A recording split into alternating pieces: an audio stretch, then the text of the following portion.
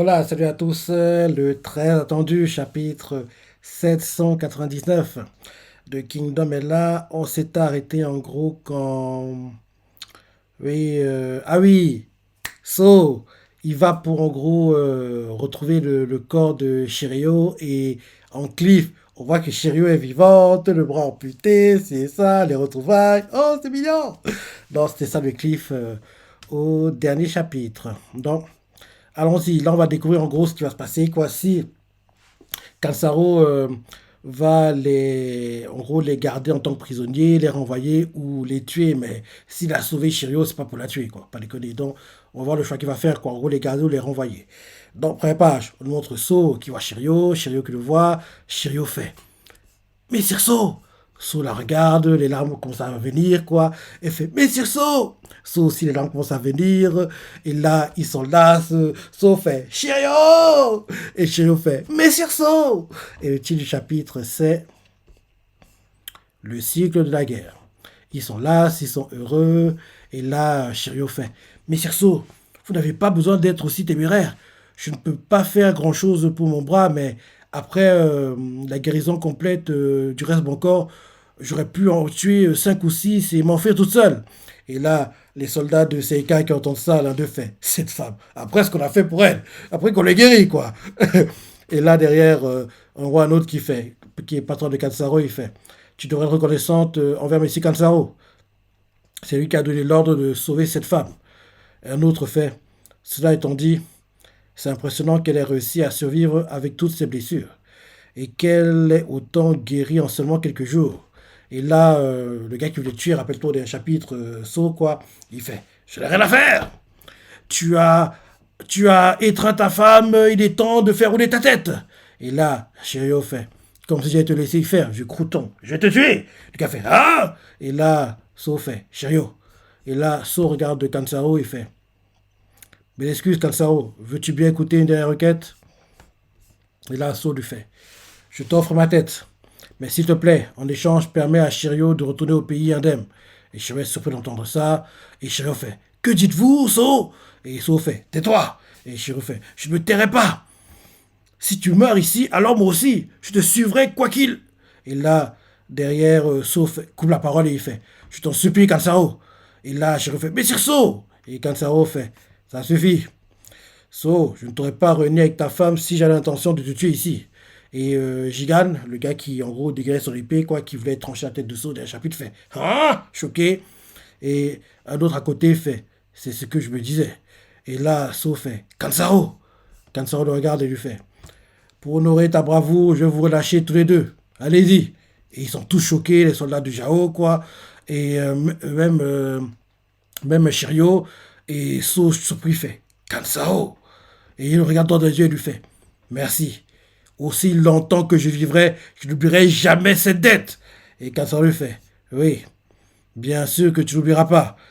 Logiquement, il va quitter l'armée. Comme, rappelle-toi, au dernier chapitre, je me disais que oui, si lui et Shiryu peuvent rentrer, je ne vois pas continuer à se battre. Il devrait quitter l'armée. Parce qu'il ne peut pas, entre guillemets, lui attaquer son bienfaiteur comme ça. C'est un gars qui respecte les paroles, c'est un gars d'honneur, quoi.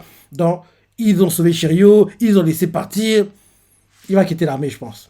Il va quitter l'armée et logiquement, la prochaine fois qu'on le verra à Chinpa, il dira à Osen que oui, je quitte l'armée, je peux plus me battre, j'ai plus, entre guillemets, l'état d'esprit qu'il faut pour se battre. Et Shiryu, pareil, elle est handicapée, maintenant elle ne peut plus se battre. Donc, ils vont vivre tranquillement dans leur villa, la maison qu'ils ont construite grâce aux récompenses qu'ils ont eues, quoi. Et derrière, ils auront des enfants, quoi. En plus, ils adorent coucher ensemble. Donc, ils pourront le faire autant qu'ils veulent maintenant, sans avoir à s'inquiéter d'aller se battre. Donc, voilà, quoi. Ça devrait être un truc comme ça. Ils vont en gros quitter l'armée, je pense. Ils vont quitter l'armée. Donc, en gros, il cavale, quoi. Shiryu est assise devant lui, elle enlace, et lui, il cavale, cavale, cavale. Et là, ensuite, on nous montre ce qui se passe après leur départ. On voit Gigante qui fait, je ne comprends pas. Ça ne fait aucun sens. Non seulement vous n'avez pas pris la tête, mais en plus, vous la laissez s'échapper. Et là, il continue en disant, Monsieur Kazao. Et là, un gars à côté fait, Gigante, tu te souviens, Jiaga disait toujours que Kansaro était un homme de vertu. Il admirait profondément cette vertu. Il disait parfois qu'en tant qu'homme, il voulait s'efforcer d'être comme Kansaro. Et Gigan fait, bien sûr que je sais. Ok, le gars qui parlait s'appelle Mouju. Il fait Mouju, combien de temps crois-tu que j'ai servi Jaga? Et là, derrière, Mouju fait alors, ça ne te convient pas? Pour être honnête, je pensais que nous étions plutôt détendus en ce moment. Et on voit Gigane pas content, il commence à y avoir les larmes aux yeux, il fait mais c'est Jaga! Il commence à pleurer, les autres viennent, lui tapent à l'épaule, c'est ça. Et ils font c'est bon, Jaga est sûrement en train de sourire, de sourire. Pas vrai, Gigane? Et un autre fait impossible. Et Gigane fait impossible.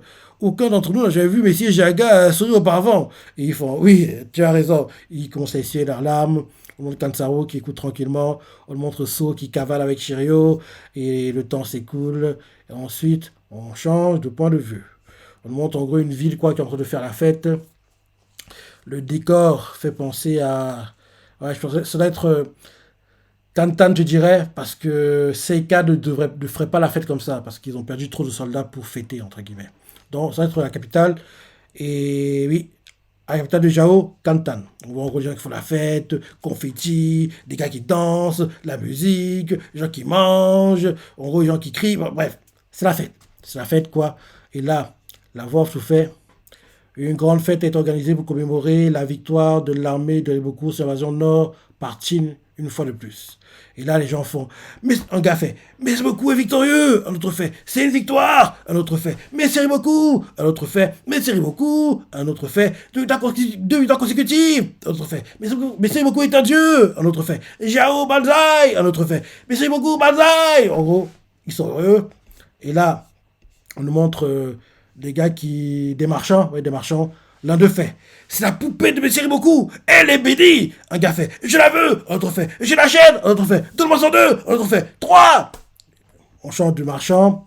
Un autre marchand fait c'est le thé que boit Messie Riboku. Si vous le buvez, vous deviendrez. Vous serez un génie maintenant. Vous allez devenir un génie. Et là, l'un d'eux fait donne. On le fait j'en veux 5. On le fait j'en veux 10. C'est des escrocs, quoi. Des bandits. Un autre fait le manchu de Messie beaucoup. Il est. Gars, bah oui, je me disais bien. Qu'est-ce qu'il allait inventer? Un, c'est béni. L'autre, tu dis un génie. Et le manchu, c'est quoi? C'est délicieux. Bah oui, le mensonge, il peut pas aller plus loin, quoi. Il n'avait pas trouvé d'excuses bizarres, on peut pas déconner. Trop, c'est trop. Joli, hein. Donc, en gros, on nous montre les marchands. L'un d'eux fait c'est la poupée de Monsieur Riboku. Elle est bénie. Les gars qui achètent, l'un d'eux fait je le veux.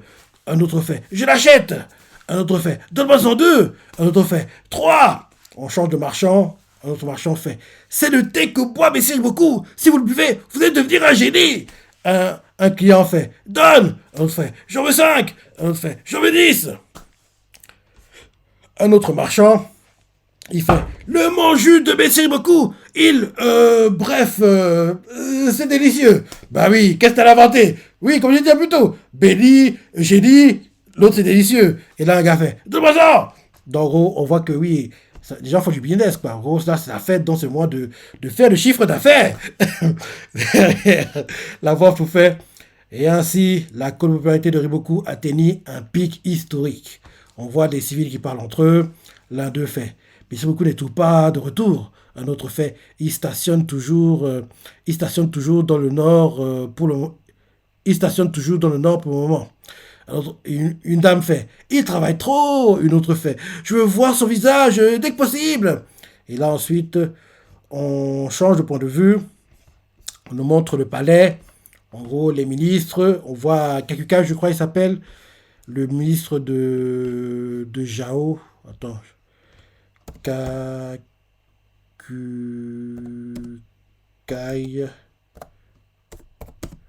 Kingdom.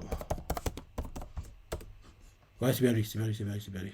Kakukai. Bon, on montre en gros Kakukai avec ses ministres, quoi. Il est au palais, quoi, la tête qui tire. Il a pas l'air très content, parce que oui, le fait qu'il y ait beaucoup soit populaire, c'est pas bon pour lui. Donc, parce qu'il est Premier ministre actuellement en plus. Hein. En gros, il est assis autour d'une table avec plusieurs personnes. On le voit qu'il fait. Dire qu'il a obtenu une victoire totale. Mais avec ça, l'armée de Qin ne va-t-elle pas encore. Alors, ok, il fait. Dit qu'il a obtenu une victoire totale. Un autre gars fait. Mais avec ça, l'armée de Qin ne va-t-elle pas renoncer à envahir notre pays? Et là, un autre fait. Ce serait encore pire pour nous. Et là, Kakuka, il fait. Réfléchissez-y. si nous ne sommes pas en guerre contre Qin, Riboku va venir ici et pour s'installer à la cour royale. Une fois que cela arrivera, nous serons sûrement démis de nos fonctions et nous ne pourrons plus travailler à la cour. Et les ministres commencent à paniquer, il frappe sur la table et il fait merde, énervé quoi. Et là, il serre les dents, il a les veines qui sortent même quoi sur le visage et il fait si nous faisons rien maintenant pour traîner son nom dans la boue. Et là, quand il parle comme ça, on voit que parmi eux, parmi les gars qui sont en gros dans sa garde rapprochée, quoi, ces gars sûrs, quoi, ministre, l'un d'eux, c'est le ministre, rappelle, enfin, le ministre, c'est le gars qui a tué Kampishi quand Kampishi était à Chin, quoi. Donc, en gros, le gars qui a été voir Rishi, qui est espion, qui bosse pour plusieurs États, rappelle-toi ce gars-là, quoi. Que je voulais justement que Rishi le tue, mais Rishi l'a pas fait. Donc, en gros, ce gars-là, en gros, il a cité à la réunion de Kakuka, il c'est ministre, on va dire, gars sûr, quoi, entre guillemets. Donc, derrière, on change de point de vue, on montre quelqu'un sur un balcon, vers un balcon, c'est l'empereur, je pense, c'est le roi, je pense, ouais. Ouais, ouais il est en gros, on le voit qui est nu, quoi, vers le balcon, il entend les gens qui crient mais c'est beaucoup, mais c'est beaucoup, mais c'est beaucoup. Et en gros, il entend ça, il fait c'est beaucoup est populaire, c'est beaucoup est très populaire. Voilà ce qui arrive quand tu défais les grandes armées de Chine 2 années d'affilée. Si seulement il avait une vraie ambition, nous pourrions nous entendre. Que. On le représente quoi? Roi de Jao, Sen. Et il continue en disant, on voit qu'en fait, il avait son eunuque en chef, quoi. Parce que oui, les rois, empereurs de cette période-là, à chaque fois, ils ont tout un eunuque qui les suit partout, quoi. En gros, c'est le gars qui... C'est un peu leur gars de confiance, quoi. En gros, l'eunuque en chef, quoi, il les suit partout. Et en gros, il sait, entre guillemets, tous les secrets du roi ou de l'empereur, quoi. Et on voit que derrière le roi, il y a trois personnes qui sont nues, à quatre pattes. Deux garçons et une fille, je dirais, vu les corpulences. Et en plus, ils ont des cagoules, quoi, qui, en gros, laissent juste la bouche. En gros, tout est fermé, quoi. Tout est fermé. Il n'y a que la bouche qui est dehors, quoi. Ils ont des chaînes au cou, quoi, oui, comme des esclaves, quoi. Ils sont à quatre pattes. Et on voit en fait que, en gros, leurs chaînes sont liées et la dernière chaîne qui relie au premier, quoi. En gros, c'est le roi qui tient, en gros, comme si tu tenais en fait une laisse de chien, quoi. En fait, c'est ça, en gros. La chaîne qu'ils ont, quoi, en gros, c'est comme des laisses de chien, quoi. En gros, le roi en tient une, et en gros, une relie au premier esclave à quatre pattes, une autre, en gros, elle est reliée au deuxième, quoi, et reliée au troisième, quoi. Donc, en gros, les trois, ils sont à quatre pattes, ils marchent, et en gros, le roi, il les tire comme si tu tirais un chien par la laisse, quoi, entre guillemets. Donc, en gros, on le voit qu'il fait. Envoyer l'ordre à Riboku de terminer toute affaire en cours et de revenir immédiatement. Moi, le roi, le félicitera en personne. Là, son eunuque en chef fait. Compris. Là, ensuite, on change de point de vue. On nous montre Riboku et Shibasho, quoi, qui cavalent. Et là, ils sont en train de parler, quoi. Et Riboku fait utiliser l'armée de Seika, encore inconnue en tant que force principale, et essayer de finir la bataille le plus vite possible était la bonne stratégie à adopter. Tout cela a commencé quand tu nous as acceptés lorsque nous n'avions nulle part où aller. Je ne sais même pas comment te remercier suffisamment. Et là, Shibasho fait beaucoup. Nous avons accepté Tembo et avons pris part à cette bataille. Et à travers ça, je crois que nous avons compris le sens de la volonté de Seika. Mais d'un autre côté, nous avons subi de grandes pertes. Et quand il dit ça, on nous montre en gros les chariots, parce qu'il y en a plein quoi, qui se déplacent avec les différents cadavres. Quoi. L'un d'eux n'est pas vraiment fermé, bien fermé par la bâche. Quoi. On voit des parties de corps qui passent un peu dans les cadavres qui ramènent quoi, aux familles.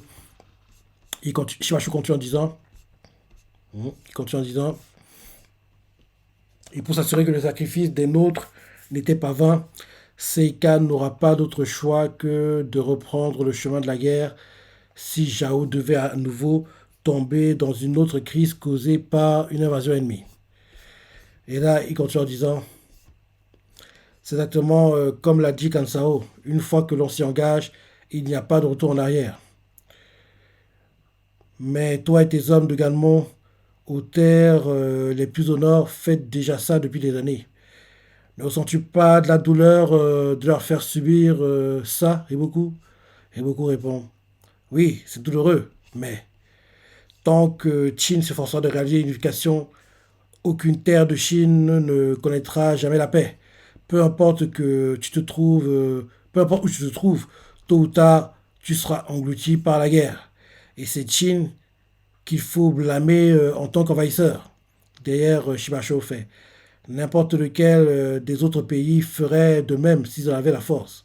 Aussi longtemps que nous serons divisés en pays, ce cycle de la guerre ne prendra pas fin. Et là, Riboku lui fait. Es-tu en train de dire que tu adhères à l'unification de Chine par la force? Et Shibacho fait. Pas vraiment. Je dis que même Seika, qui a essayé de construire un pays en dehors de ce cycle, a fini par être entraîné dans la guerre aussi. Et j'ai l'impression que tout cela était vain quand je pense qu'après avoir travaillé dur pour construire un château indépendant, nous n'avons obtenu qu'une paix éphémère et temporaire. Et là, Riboku lui fait derrière, la répétition infinie des états de guerre et de paix est tout ce que nous avons. C'est comme ça que les humains fonctionnent. Tout ce que nous pouvons faire, c'est étendre la période de paix juste un peu plus longtemps avant que la guerre n'arrive inévitablement une fois de plus. Et c'est pourquoi je me suis assuré d'annihiler complètement l'armée de Sen dans cette bataille. Avec la mort de Kanki l'année dernière, et après avoir subi deux défaites majeures d'affilée, il est peu probable que Qin soit en mesure de mener une autre guerre de grande envergure pendant au moins quelques années. Il a raison et tort en même temps, parce que je me dis que logiquement, vu qu'il ne peut plus attaquer Jao, parce qu'ils n'ont pas le choix, ils n'ont pas les moyens logistiques, les moyens financiers, les moyens humains, généraux, entre guillemets, soldats. En gros, ils vont pas attaquer Jao. Il peut pas attaquer Wei parce que l'accord de l'agression est toujours en cours, quoi. Le pacte est toujours en cours. Il peut pas attaquer Shu parce que, pas déconner, Shu, c'est l'état le plus puissant de tous, quoi. Et c'est l'état qui fait la taille de tous les autres réunis. Donc, il peut pas attaquer Shu. En plus, quand Qin, dans la vraie histoire, se bat contre Shu, Shuai-kun est à Shu. Et c'est trop tôt pour que Shuai-kun déserte à Shu. Donc, il peut pas. Il y a Chi qui peut attaquer, mais Chi est trop. Pour attaquer Chi, il faut qu'il batte Jao d'abord. Donc, en gros, Chi est trop loin, entre guillemets. Donc, je me dis que, logiquement, ils vont attaquer Han, parce que Han, sur le papier, c'est l'état le plus faible. C'est l'état le plus faible. En plus, leur réseau d'information, leur réseau d'espions pourrait être utile pour plus tard, quand, en gros, ils auront, en gros, pris le contrôle total de Han, quoi. En plus, j'aimerais bien voir ce que vont devenir, en gros, les gars sûrs de Campichi, la fille qui a voulu arrêter Chine, rappelle-toi, tout là. En gros, j'aimerais bien voir en gros ce qu'ils ont donné tout cela et le général qu'on a montré qui joue un rôle important apparemment dans la bataille contre Han, quoi. J'aimerais bien voir ça et je me dis que là, actuellement, vu que tout ce qui se passe, il n'y a que Han qui peut attaquer. Et en plus de ça, les autres États, ils ne peuvent pas les attaquer parce que, ouais, pendant qu'en gros, Chine se battait contre Zhao. Ben, ils ont le temps d'augmenter leur puissance, leur force, donc ils sont plus dangereux qu'avant. Pareil pour Shu qui est tranquillement dans son coin, augmente sa puissance, quoi donc. Chine n'a pas la puissance nécessaire pour battre ces états-là. Chi est trop loin, donc il n'y a que Han qui peut attaquer. Et logiquement, ce serait Han qui va attaquer. En plus, ils ont déjà fait la reconnaissance, quoi. Rappelle-toi avec Chine et puis To, et puis. Comment ça s'appelle déjà? Euh, c'est un gars de l'armée de To d'ailleurs. D'ailleurs, il m'énerve souvent. Attends. To. Attends, j'ai tapé vite fait. To Kingdom.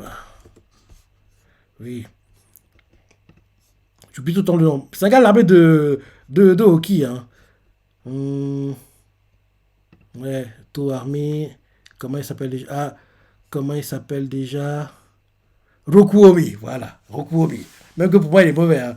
Rokuomi, pour moi, c'est un mauvais, quoi. Il est pas si bon que ça. Alors, oui, en gros, oui, Rokuomi, quoi, en gros. Donc, je dis que, logiquement, en gros, logiquement, ce sera Han qui va être attaqué et Shin, Rokuomi, To vont participer à ces batailles-là. Et logiquement, c'est après ces batailles-là, peut-être que Shin va intégrer. Mais non, ça paraît trop tôt. Faut qu'en gros, il intègre les six grands généraux quand il bat, en gros, Kanki, pas Kanki, quand il bat Griboku, quoi. Parce que oui, ce serait mieux, ce serait plus symbolique, quoi. Ce sera plus d'impact, entre guillemets. Mais oui, en gros, conquérir Han, quoi, ça a augmenté son autorité, ça le rapprochait, on va dire, des six grands généraux et il aura plus de responsabilités, mais il n'y sera pas vraiment encore. Et c'est seulement après la conquête de Jao qu'il y sera vraiment, je pense. Donc, ça devrait être un truc de ce genre-là, je pense. Donc, oui, en gros, Riboku et puis Shimasho parlent entre eux et Riboku fait. Avec la mort de Kanki l'année dernière et après avoir subi deux défaites majeures d'affilée, il est peu probable que Qin soit en mesure de mener une autre guerre de grande envergure pendant au moins quelques années. Et là, Shimasho fait. C'est ainsi que la paix éphémère fait son retour. Et il continue en disant, dans ce cas, ces cas vont en profiter pleinement aussi longtemps qu'elle durera, jusqu'à ce que l'inévitable menace fasse son retour. Mais les corps de victimes continuent d'arriver à Seika. Nous allons donc d'abord prendre le temps de leur offrir des sépultures convenables et de soulager la douleur de leur famille. Et là, nous montrons en gros les familles qui reçoivent les corps. Une famille fait non, Shikubei. Une autre famille fait Frère Kid. Une autre famille fait Papa. En gros, ils pleurent, en gros, leurs membres qui étaient à l'armée qui sont décédés, quoi. Et là, ensuite, il continue à parler. On voit que Shimasho s'éloigne, quoi. Il commence à partir de son côté. Et là, Riboku lui fait. Qin avait prévu de s'emparer d'abord du nord de Jao, puis de la capitale Kantan, afin de détruire le pays de Jao en l'espace de 2 3 ans, et a utilisé un nombre incalculable de ressources et d'hommes au cours de ce processus. Mais cela s'est soldé par un échec cuisant. Pour un pays qui veut unifier la Chine par la force des armes, il n'y a pas plus grand revers. Sans compter que pendant que Qin se concentrait sur nous, Shu et Wei ont eu le temps de rassembler leurs... Oui, ce que je disais. Shu et Wei ont eu le temps de rassembler leurs forces, si bien que le chemin de Qin n'en est que plus difficile. Oui, c'est ça, plus difficile. Bah oui, pendant que Qin se battait contre Zhao, quoi, Wei et Shu sont restés dans le coin pépère, à augmenter leur puissance, donc Qin ne peut pas attaquer, en gros, comme je disais plus tôt, Qin ne peut pas attaquer Zhao, il ne peut pas attaquer Wei, il ne peut pas attaquer Shu, donc en gros, il ne peut pas attaquer Qi, parce que Qi est trop éloigné, donc il y a que, parce que pour attaquer Qi, il faut qu'ils aient d'abord le terrain de, il faut qu'ils récupèrent les terres de Zhao, quoi. Parce que s'ils attaquent Qi, quand en gros Zhao est encore là, ce serait idiot, quoi. Ils vont être pris en tenaille et être finis, donc ce serait suicidaire de faire ça. Donc en gros, tant qu'ils n'ont pas Zhao, il ne peut pas attaquer Qi, en fait. Donc, en plus, rappelle-toi, le roi de Qi, il est fait comprendre comme quoi, si en gros, ils arrivent au moment où en gros, Qin est trop fort, quoi, il va se rendre, il va en gros accepter la défaite et en gros capituler volontairement, quoi. Il va en gros éviter les combats. Il a expliqué ça, oui, je crois que c'est dans, oui, c'est dans oui, l'arc, après l'arc de Kokuyu, je crois que c'est expliqué ça. Parce que j'ai revu l'anime récemment, c'est pour ça. Je crois que c'est ça. Bien ça, après l'arc du coup d'état, peut-être, je suis plus trop sûr. Bref, c'est pendant la saison 4-5 de l'anime qu'on revoit ça. En gros, entre l'arc du coup d'état et l'arc Kokuyu, en gros, qu'il y a les scènes où justement Riboku va à Kanryo, quoi, et même le roi de Chi va aussi à Kanryo, et il explique d'ailleurs à Sei que si Qin devient trop puissant, il va même pas se battre contre eux, quoi. En gros, il va capituler volontairement, quoi. Donc, en gros, si en gros, Qin devient trop puissant, quoi, il capitulera. Donc, logiquement, si Qin réussit à conquérir Zhao, il y a de grandes chances qu'il n'y aura même pas de combat contre Qi, même si je ne vois pas tout le monde à Qi accepter la capitulation sans combat, quoi. Donc, on verra. On n'est pas encore, mais il avait dit, hein. Peut-être qu'il n'a pas respecté sa parole, mais il avait dit. Il avait dit, en tout cas. Donc, oui, Riboku fait. Sans compter que Qin, sans compter que pendant que Qin se concentrait sur nous, Shu et Wei ont eu le temps de rassembler leurs forces, si bien que le chemin de Qin n'en est que plus difficile. Et c'est pourquoi je crois sincèrement que leur plan d'unification s'est complètement effondré lors de cette bataille de Hango. Shimasho, tout cela c'est grâce à toi et aux hommes de Seika qui ont pris la décision de partir en guerre et de verser leur sang. Et une fois de plus, je tiens à t'adresser mes remerciements les plus sincères. Et la dernière Shimasho fait. Je suis d'accord pour dire que leur chemin s'est effondré. Mais, crois-tu vraiment qu'ils vont abandonner leur rêve d'unification et là derrière, ça y fait. Ça y- Là derrière, beaucoup fait. Cela dépend de ce que le roi de Chine, à Kanyo, décidera de faire ensuite. Et là, on montre Sei en train de réfléchir, et c'est la fin du chapitre, et Xue Shan nous met deux défaites consécutives contre Zhao. En crise, après avoir perdu tant de généraux, Qin va. Trois petits points, point d'interrogation, point d'exclamation. Logiquement, ils vont attaquer Han. Ils vont attaquer Han. Ils vont attaquer Han. En plus, il peut pas attaquer. En parlant de Shu, on sait toujours pas. Parce que j'ai revu la saison 4 et 5 récemment, comme je disais plus tôt. En parlant de Shu, dans ces saisons 4 et 5, on nous remonte des scènes où, en gros, on nous explique que oui, quand Karine, en fait, s'allie avec l'un des ministres importants à Shu, quoi, pour tuer un autre ministre qui était, en fait, le vrai père du roi actuel. Parce que oui, le roi actuel, en fait, de Shu, c'est pas le vrai fils de l'ancien roi, c'est en fait le fils de la sœur d'un ministre et d'un autre ministre. Et en gros, comme ce ministre-là, elle prend trop le pouvoir avec la mort du roi, donc ce ministre a été éliminé. Donc, en gros, Karine et le ministre, oncle du roi, quoi, ont passé un accord, quoi. Et justement, quand on nous montre tout ça, on nous fait comprendre que oui, j'ai complètement zappé, hein, que oui, Karine, elle a un frère. Elle a un frère qu'elle a perdu pendant une guerre, quoi, il y a très longtemps. Il était jeune, quoi, qu'elle est entrée dans l'armée. En gros, elle a cherché, cherché, cherché, cherché. Elle l'a jamais trouvé. Et je me dis que, hé, ce frère-là, parce qu'en plus, on sait que Shue Kun est originaire de Shu, on le sait, ça. Donc, je me dis que ce frère, peut-être c'est Shue Kun, en fait.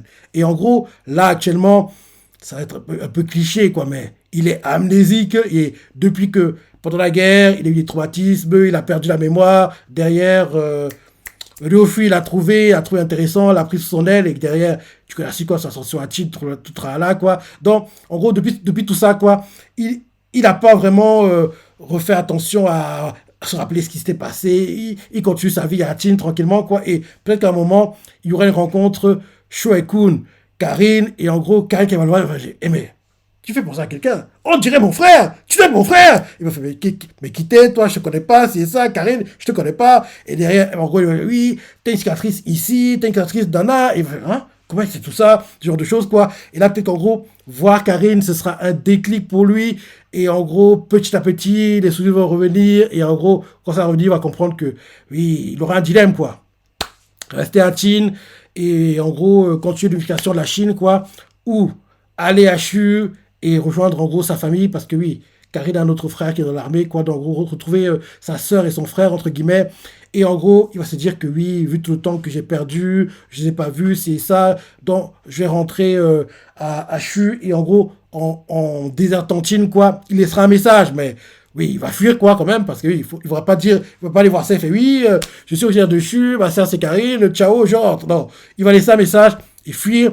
Il va faire oui, je suis originaire de Chu à la base et en gros pendant une guerre quoi j'ai perdu mes souvenirs et là quand j'ai vu Karine ça m'est revenu donc je peux pas me battre contre ma famille quoi donc je rentre chez eux et je serai ennemi de Chin maintenant donc en gros c'est peut-être comme ça que Sensei va emmener le moyen c'est que Shoei-kun retourne à Shu et en gros soit à Shu pendant la bataille Shu-Chin parce que dans la vraie histoire Shoei-kun est à Shu il déserte Chin et il va à Shu quoi donc peut-être que pour le manga Sensei trouvera le moyen comme quoi lui et Karine sont frères et sœurs et en gros c'est comme ça qu'il retourne à Shu quoi en plus logiquement dans cette bataille là qui normalement devrait être le dernier arc du manga je pense que le dernier arc du manga ça devrait être en gros Chin qui a unifié tous les états contre Shu, quoi. Et Shoei-kun qui retourne à Shu. En plus, là, on devrait voir tout le potentiel de Shoei-kun qui, pour moi, je dis à chaque fois, c'est le meilleur, je dis bien, le meilleur stratège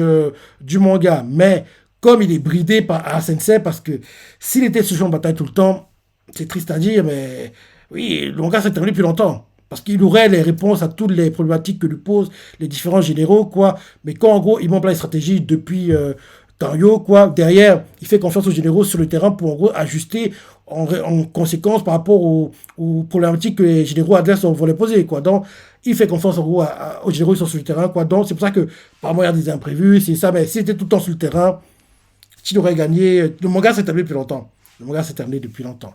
Donc, en gros, je me dis que peut-être c'est comme ça que Sensei va trouver le moyen, l'excuse de ramener Shuekun à Shu, quoi. Parce que oui, je me suis refait la saison 4 et 5 récemment, je me dis, hey, c'est vrai ça. Shuekun est originaire de Shu, mais peut-être que ça pourrait être lui, le frère disparu de Karine, que Karine cherche, qu'elle n'a jamais trouvé. Donc peut-être c'est peut-être lui. Et actuellement, en fait, il est amnésique, et c'est plus cliché, quoi, mais ouais. Ça passera, je pense. Il est amnésique, quoi. Et depuis, en gros, qu'il a été recueilli par le Fouille, il n'a pas, entre guillemets, revisité ses souvenirs, la guerre. Il a mis ça de côté, entre guillemets, se concentrer sur, en gros, évoluer, grandir et gravir les échelons à Chine, quoi. Parce qu'à l'époque, il était un gars sûr de le Fouille, rappelle-toi. Donc, en gros, il s'est concentré sur ça. Et là, maintenant, il concentre sur l'unification de la Chine. Et quand, en gros, il va revoir Karine, ce sera le déclic qui va faire que les souvenirs reviennent, quoi. Et derrière, il va retourner à Shui. On aura le Shuai-kun que j'aimerais voir, qui est le Shuai-kun débridé. En gros, le Shuai-kun à 1000% qui nous montre à quel point c'est le plus grand génie du manga, quoi. Le plus grand stratège du manga. On n'y est pas encore, mais oui, on devrait avoir ça au dernier arc du manga dans, espérons-le, très très très longtemps. Parce que oui, là, logiquement, ça, il va décider qu'on attaque Anne. Après Anne, ils vont en gros préparer, faire les préparatifs, à nouveau attaquer Jao. Et là, par contre, ils vont gagner. Ils vont gagner. Parce que oui, Osen, il a été vacciné. Il a été vacciné. Donc, ils gagneront. Après la victoire contre Jao, là derrière, Wei va commencer à avoir peur. Il va dire, hey, ils sont trop dangereux. Là, après, ce sera Wei qui va être ciblé. Enfin, d'abord, Chi, ou bien, non, non, Wei va être ciblé. Et dès que Wei sera ciblé et battu, ensuite Chi vont en gros capituler volontairement. Et après ça, on aura le duel tant attendu. Shu contre Chin. Et Shuai-kun va faire ce que je viens d'expliquer, quoi. On aura Shuai-kun à Shu et le grand combat aura lieu, quoi. Donc, on n'est pas encore, mais on va y arriver, je sais pas, 2030, dans ces eaux-là, pas avant. Parce qu'il y a trop de choses à raconter. 2030, 2035, parce que là, on est en 2024 et battre Jao, ça arrivera au plus tôt 2026, je pense. Pas avant, hein. Ouais, pas avant. Allez. Très bon chapitre. Comme d'hab, très bon chapitre, ça à penser. Et comme je dis toujours, il y a deux mangas, je dis bien deux mangas pour lesquels je ne suis jamais, mais alors, jamais déçu. Ces mangas sont Shikyo Kyojin qui, malheureusement pour nous, est terminé en manga comme en animé. Et bien sûr, Kingdom qui a eu un troisième film live été 2023 qui était dans le top 10 des mangas sur la première moitié d'année 2024. Et bien sûr, avec sa saison 5 récemment, en espérant qu'on aura la 6 qui est un arc très très très important, qui est l'arc qui nous montre qui attaque en traître Roseau dans le dos, qui sympathise avec les sauvageons, quoi, lui et Kitari tombent amoureux, bref, tu connais l'histoire, quoi. Shin qui one-shot Gakue qui veut se venger pour Geisha, Shin qui se bat contre Oken, entre la vie et la mort, ressuscité, bref. Cet arc-là, il est tellement long, je me dis que minimum, il faut 50 épisodes, hein. Donc j'espère que s'il ne faut pas 50 épisodes d'un coup d'affilée, quoi, Anime Fleuve, qu'on a eu sur une et deux, on voit les coupes en deux parties, quoi. 25 épisodes en 2025, 25 en 2026, quoi. Et en même temps, découper comme ça permettrait aux animateurs d'avoir un peu de l'espace, quoi, pour en gros animer les choses. Et aussi, ça permettrait à ce que le manga continue d'avancer parce que on dirait pas comme ça, mais dès que cet arc-là sera adapté, on sera très, très, très, très près du manga. On dirait pas, mais oui, on sera très, très près. Très, très près. Parce que après cet arc-là, l'arc qui suit, c'est la mort de Kanki, quoi. Donc, tu vois qu'on est très près, hein. Donc, je dirais qu'en gros, il coupe en deux parties. En deux parties, 25 en 2025, 25 en 2026, quoi, qui boucle, qui en gros adapte tout l'arc. Et derrière, ensuite, on a la saison qui suit, quoi, en 2027, pareil, il coupe en deux parties, quoi, et on voit l'arc où, oui, Riboku montre les limites de Kanki, et Kanki est battu, quoi. Et oui, on verra, on n'y est pas encore, mais j'espère vraiment qu'on aura ces arcs, parce que c'est les meilleurs arcs du manga, ici, hein. Parce que l'arc Kokuyo, pour moi, c'est l'arc, c'est à partir de là qu'on commence à monter jusqu'à des trucs de dingue, quoi. Des trucs de dingue. Donc oui, très bon chapitre, dur ça à penser, les parties à préférer, laissez commentaires, like, et... Allez, salut.